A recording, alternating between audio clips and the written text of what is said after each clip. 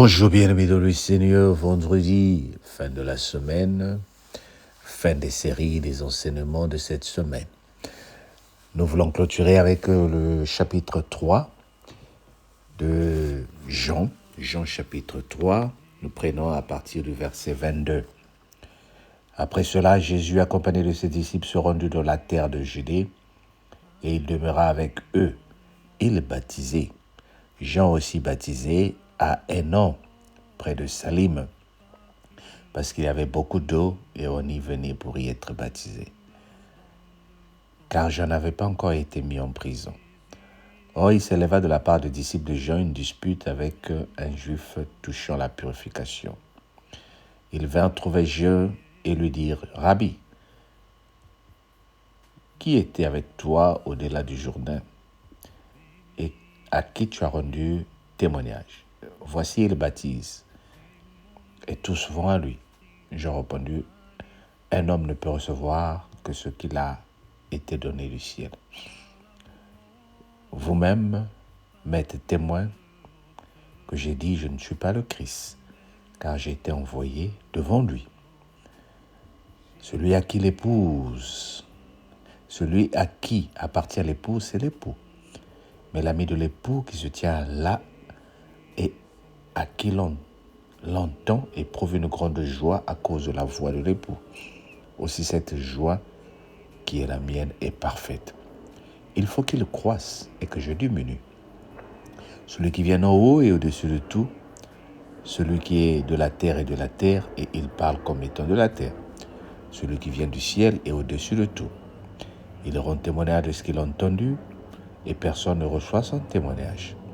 Celui qui a reçu son témoignage a glorifié que Dieu est vrai, car celui que Dieu a envoyé dit les paroles de Dieu, parce que Dieu ne lui donne pas l'esprit avec mesure.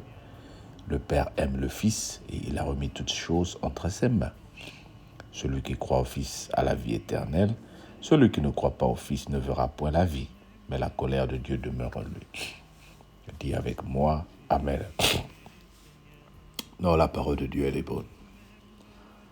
Chaque fois, il y a quelque chose qui se passe, il y a toujours des questions.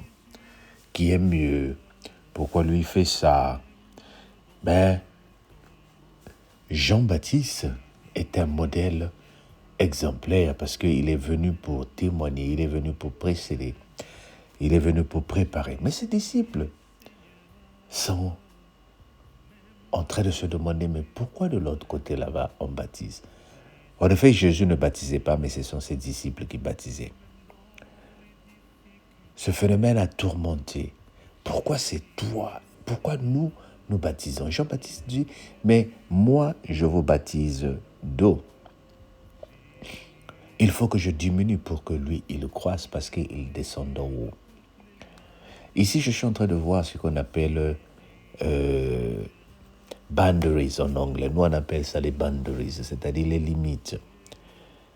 Dans une entreprise, quelles que soient les années où que tu travailles dans une entreprise, si tu es un employé, tu n'as aucune décision finale à part le chef de l'entreprise. N'est-ce pas? Quelles que soient les années où tu es resté. Dans l'église aussi, quelles que soient les années où tu es resté, il y a une certaine autorité que nous respectons. Il y a les hommes de Dieu établis, il y a des responsables, des commissions, des responsables, des femmes, des hommes. Et ainsi va l'ordre établi par chaque entreprise. Jean reconnaît son rôle. Nous devons avoir les choses dans la vie qu'on appelle des limites. Bien aimé, peut-être que tu as un certain talent, mais est-ce que tu connais tes limites? Parce que, est-ce que peut-être ton talent c'est de chanter à l'église, mais qui t'a donné le rôle de commencer à orienter les gens de l'église. Oui, tu es le chef de la chorale, tu es le chef de la sous-section CBE, tu es le chef du groupe d'intercession. Mais est-ce que cela te donne le contrôle de la structure de l'église, de la cellule ou des choses comme ça? Nous devons connaître ce qu'on appelle des limites. Je vous donne un exemple. J'ai été envoyé dans une paroisse pour aller prêcher la parole de Dieu. Et j'ai déjà donné cet exemple. Quand j'étais en train de prêcher, il y a un fidèle qui a commencé à pleurer et qui a demandé à être baptisé. J'ai dit, je peux le faire, mais je vais d'abord informer mon pasteur responsable et je reviendrai vers toi. J'ai informé mon pasteur responsable. Mon pasteur responsable m'a dit, oui, tu as le droit, fais-le. Et pendant que nous préparons ce baptême, j'ai reçu hier le coup de fil de mon pasteur responsable pour dire, il y a les responsables de cette église où on avait envoyé qui m'ont appelé pour me demander, est-ce qu'ils sont au courant que je vais aller baptiser quelqu'un? Et le pasteur a dit, oui, nous sommes au courant. D'abord, quand j'avais informé le pasteur, il m'a dit, pasteur Alain, mais tu es un pasteur comme moi. Je t'ai envoyé à quelqu'un qui veut être baptisé, baptise-le. Et quand le pasteur m'a rappelé aujourd'hui, il m'a dit, mais je comprends, voilà pourquoi tu m'avais appelé et m'informer. Parce que le monde est manipulateur, bien-aimé. Bien que ces gens-là ont appelé pour confirmer si le pasteur est au courant, mais ça peut aussi être une occasion de chute pour créer la confusion. Ah, voilà l'homme que vous avez envoyé, ce qu'il est en train de faire. C'est la même chose, bien-aimé. Connais tes limites. Et Jean a connu ses limites. Je t'ai dit que nous apprenons ce livre de Jean sous un autre angle. Et le Seigneur aujourd'hui est en train de t'appeler de connaître tes limites. Admettons que le pasteur ou le responsable de la cellule n'est pas là et il te donne la possibilité de diriger la cellule. Mais est-ce que tu as les pleins droits d'opérer les mêmes services que le responsable de la cellule? Est-ce que parce que le pasteur n'est pas là, aujourd'hui c'est la Sainte Seine, est-ce qu'on t'a donné le droit de partager la Sainte Seine? Est-ce qu'on t'a donné le droit de partager les messages?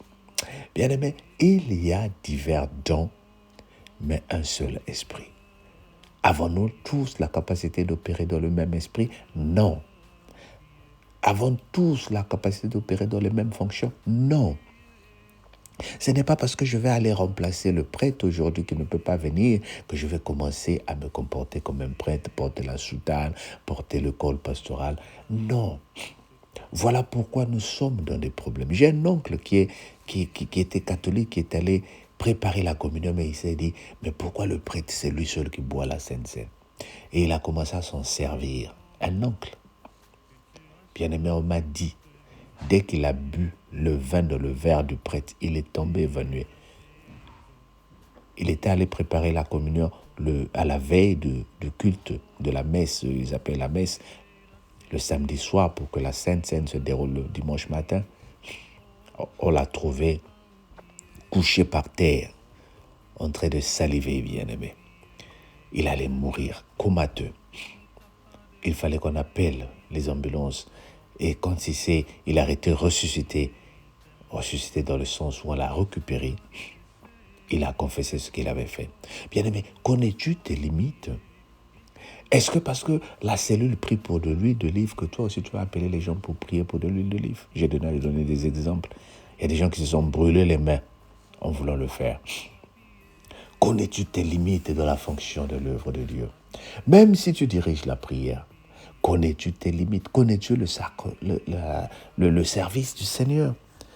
Jusqu'où je dois aller et où je dois m'arrêter? As-tu le droit de donner les annonces? Connais-tu les annonces? As-tu le droit de tout coordonner? As-tu le droit d'appeler les membres refroidis? Qu'est-ce que tu vas leur dire? Au nom de qui tu vas parler? As-tu le droit de prendre de l'argent de l'église? As-tu le droit d'aller dans la maison de ton frère et te servir de la cuisine comme parce que c'est ton frère? Connais-tu tes limites? Que le Seigneur nous aide à reconnaître nos limites. Si tu es en train de dépasser certaines limites, il y a une frustration. Voilà pourquoi on te fait des reproches et tu te dis, personne ne reconnaît ce que je fais parce que tu as fait ce qui n'était pas, ce que tu ne devais pas faire. Ce qu'on te demande de faire, tu ne fais pas. Que le Seigneur nous bénisse, bien-aimé. Luka limite nayo. Reconnais tes limites et passe un bon week-end. On se dit à lundi. Bye bye.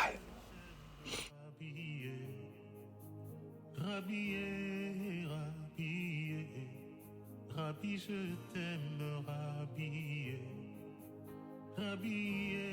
Rabbi, je t'aime, Rabbi, Shamae,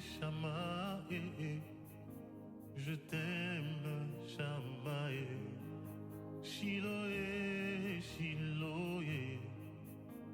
Je t'aime, Chiloé. Jésus est, Jésus est. Je t'aime, Jésus est.